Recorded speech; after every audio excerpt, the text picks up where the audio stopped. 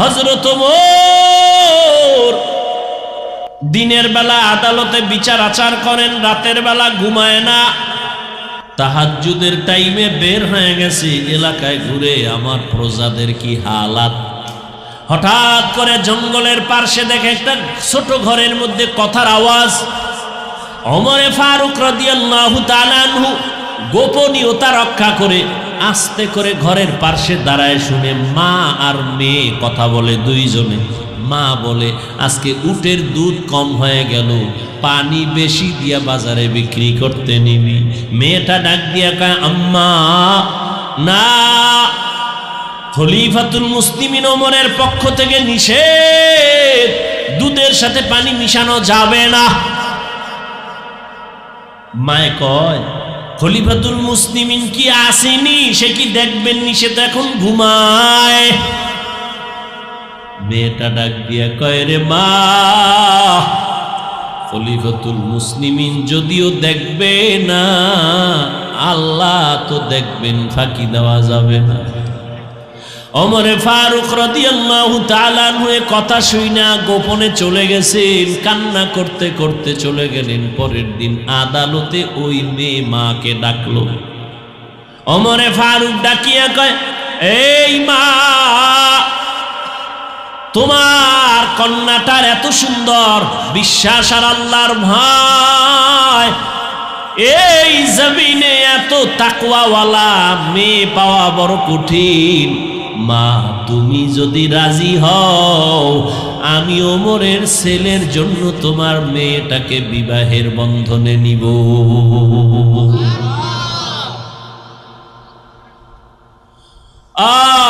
আল্লাহর ভয়, তাকওয়া আজকে ভয় নাই, যত অন্যায় চলতেছে আল্লাহর ভয় নাই, জবাবদিহিতার চিন্তা নাই। আল্লাহ বলেন, আমার ভয় অন্তরে জমা করো, আমার ভয়, আমার আযাবের ভয়।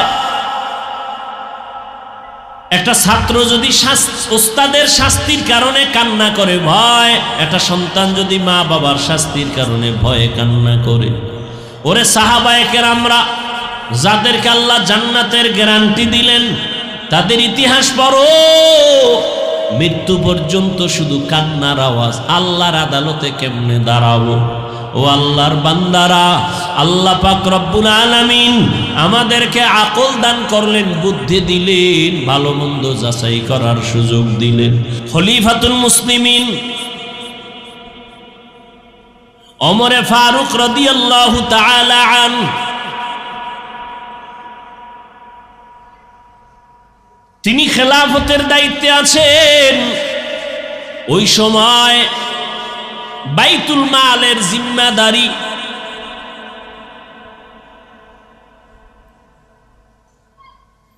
আবু ওবায়দা ইবনুল জাররাহ রাদিয়াল্লাহু তাআলা আনহুকে দেওয়া হলো। খুব খেয়াল করেন,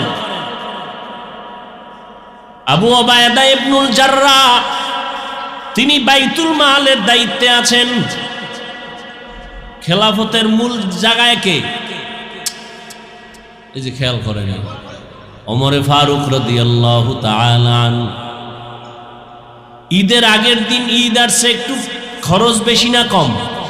বেশি।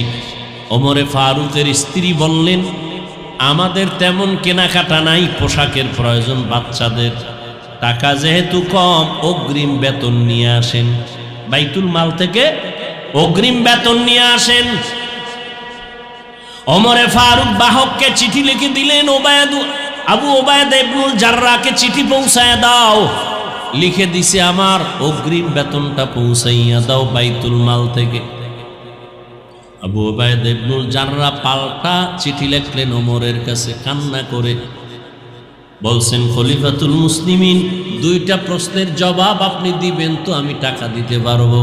এক নাম্বার জবাব দেন, আগামী মাস পর্যন্ত বেঁচে থাকার গ্যারান্টি। আবু ওবায়দা ইবনুল জাররাহ বলেন, আগামী মাস পর্যন্ত বেঁচে থাকার গ্যারান্টি দেন।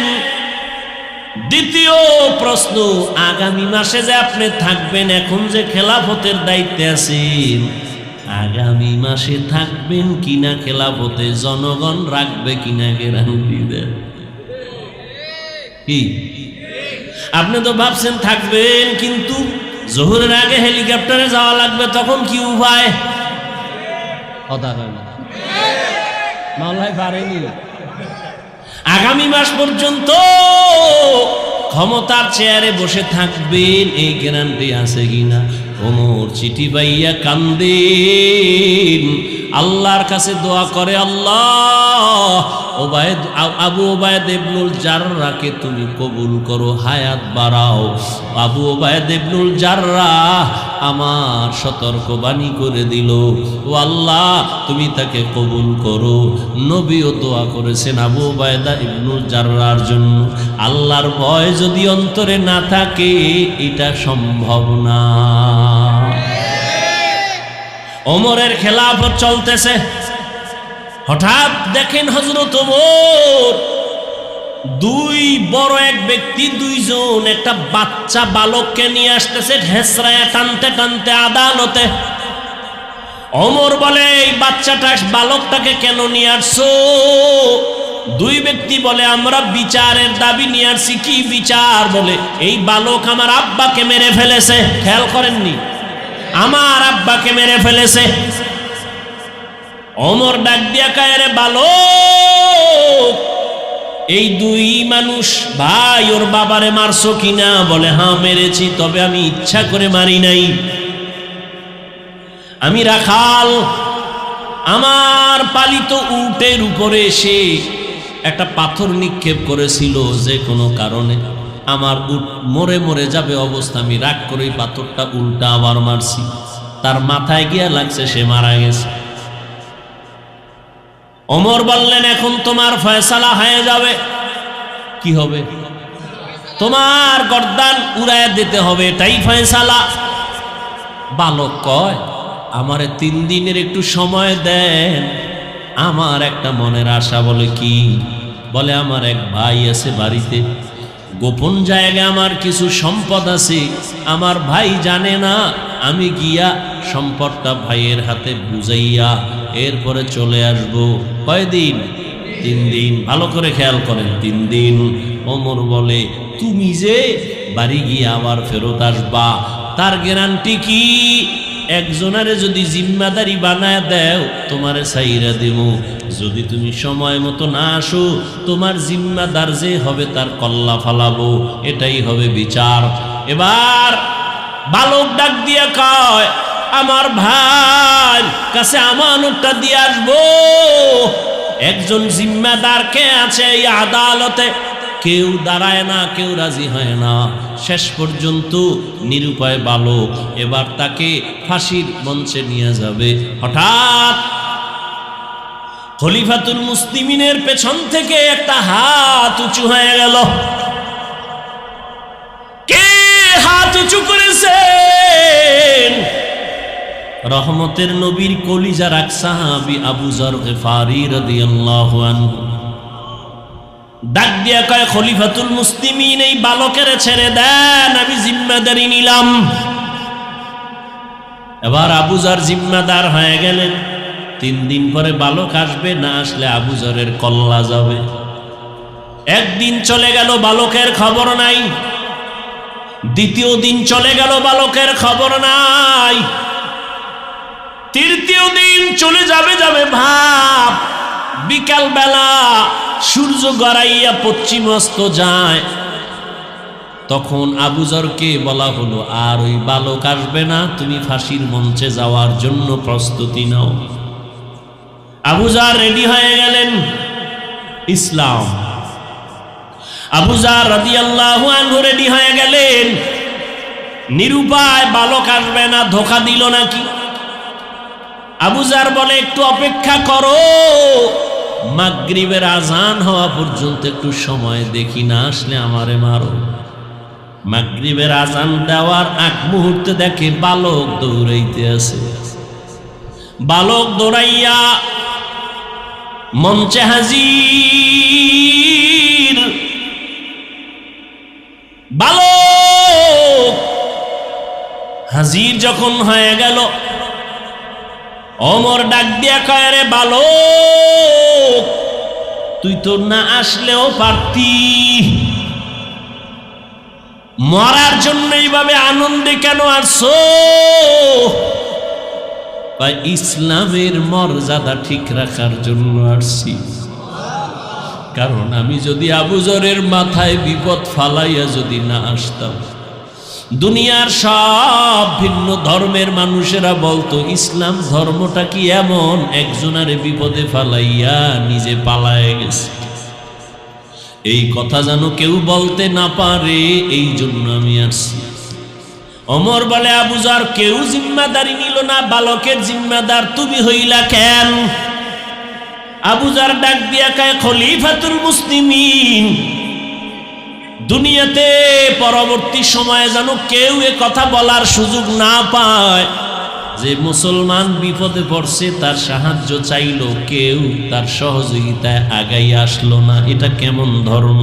এই কথা যেন বলতে না পায়, এই জন্য আমি সহযোগিতায় দাঁড়ায় গেছি। বিচার চাইছে কারা? ভুলে গেছে। ওই দুই ভাই চিল্লায় কয়, ফাঁসি লাগবে না, লাগবে না, আমরা দুনো ভাই তারে মাফ করে দিলাম। মুসলিমিন বলে, মাফ করলা কেন?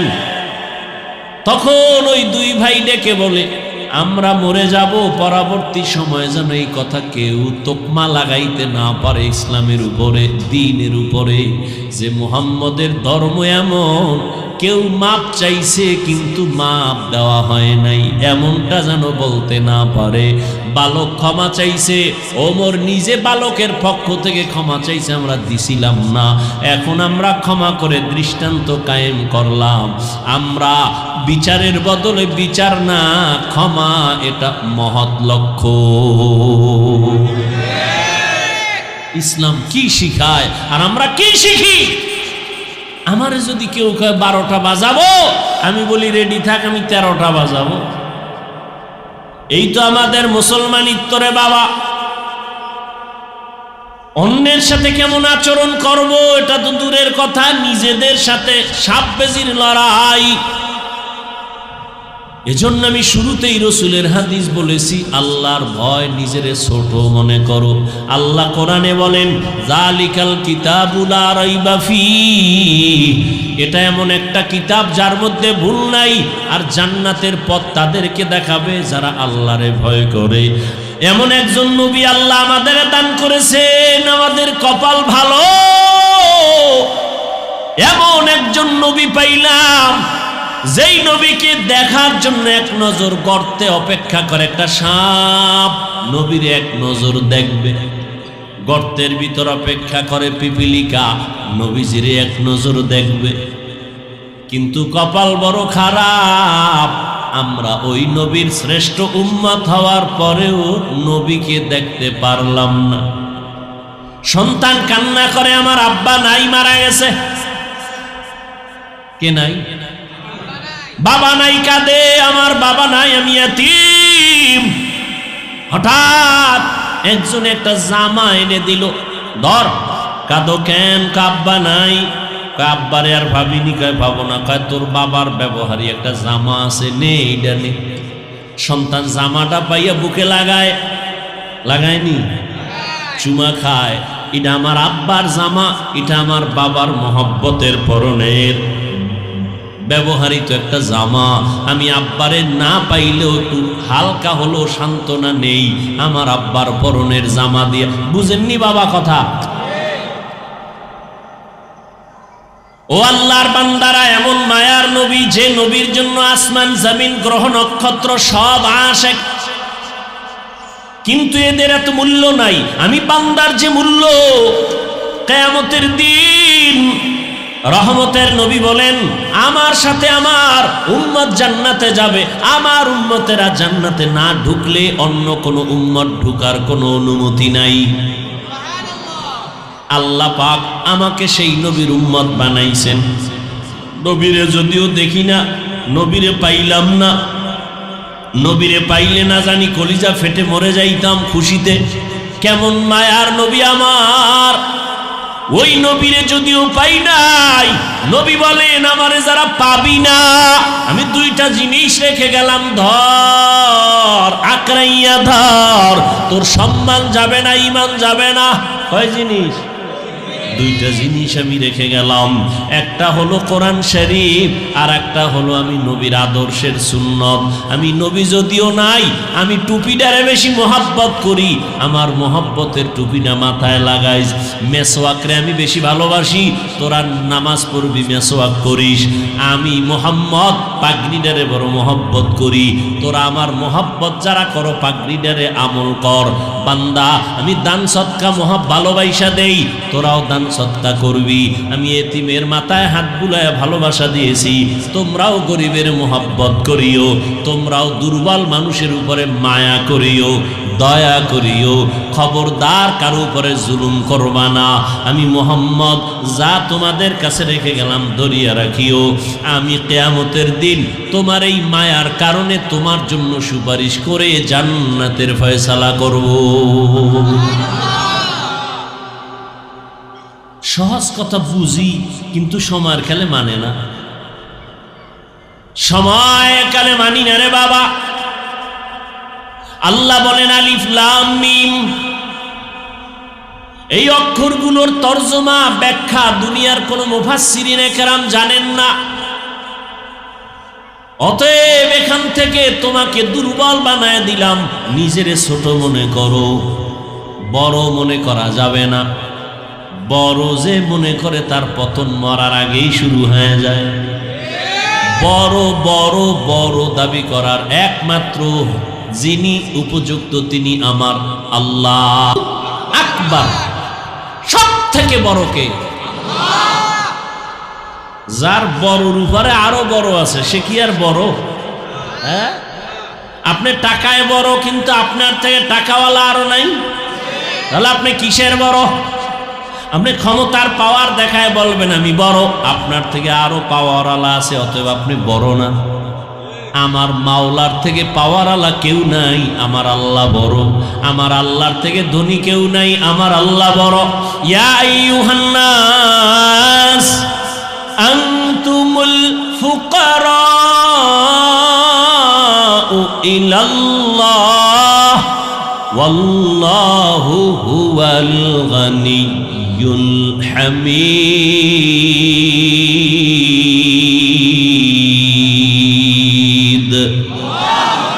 गर तवक्कुल मीकुनी हर सुबह शाम मीरा सानद रिज़्क़े तू अज़ला मकाम जुज़्बा हक़ची ज़े मखाअज इंसुजा फज़ले उ आमस्ते दरजुम ला जहा। এই মিয়া পেটে যদি ক্ষুধা না খায় ধাক্কাই আর কত খাওয়ান যায়, সে শুধু বমি করে, ঠিক না? বক্তার মাস্তানিতে বয়ান হয় না। আজীবনে কথাটা মনে রাখবেন, যত ফাগরি বান্ধে বই না কেন আর মেকআপ লাগাইও যদি চেহারা সুন্দর করে বই আর কণ্ঠরে খালি বাজ দেই, আল্লাহর কসম বক্তার কোনো মাস্তানিতে আর বাহাদুরিতে আর এলেমের গরমে বয়ান হয় না। বয়ান হয় ভালো বা খারাপ শ্রোতাদের দিলের আকর্ষণ আর মোহাব্বতের উপর। যা শুরু করছেন শুরু হইতে কেমনে যে কথা বলতেছি, ওই যে জোর করিয়া, কষ্টটার মূল্য দেন না। কত কষ্ট করে আসছি সেটা তো আমি জানি। পৃথিবীতে আলেম ওলামাদের মতো কষ্ট আর কেউ করে না। যদি কেউ বলে সে চাপাবাজ। ওলামায়ে কেরামের থেকে বেশি কষ্ট দুনিয়াতে আর কেউ। সত্য কথাটা মানেন, স্বীকার করেন। আমি এত ভাগল হই না যে আউলে জৌলে বলবো, খুব চিন্তা ভাবনা করে বলতেছি, খুব চিন্তা। এত পাগল ছাগল মনে করেন না। পৃথিবীতে ওলামায়ে কেরামদের থেকে কষ্টের কাজ আর কেউ বেশি। কিসের রডের ফ্যাক্টরি আর সিমেন্ট ফ্যাক্টরি, কিসের মাটি কাটা। ওলামায়ে কেরাম যা কষ্ট করে উম্মতের জন্য শান্তির আশায়, নিঃস্বার্থভাবে, কোনো স্বার্থ নাই, এর অবদান কেউ দিতে পারবে না। ওলামায়ে কেরাম এই জাতিকে, এই দেশকে যা দিয়েছে, পৃথিবীর পৃথিবীর কোন নেতা কোন নেতৃত্ব দিতে পারে নাই, পারবেও না।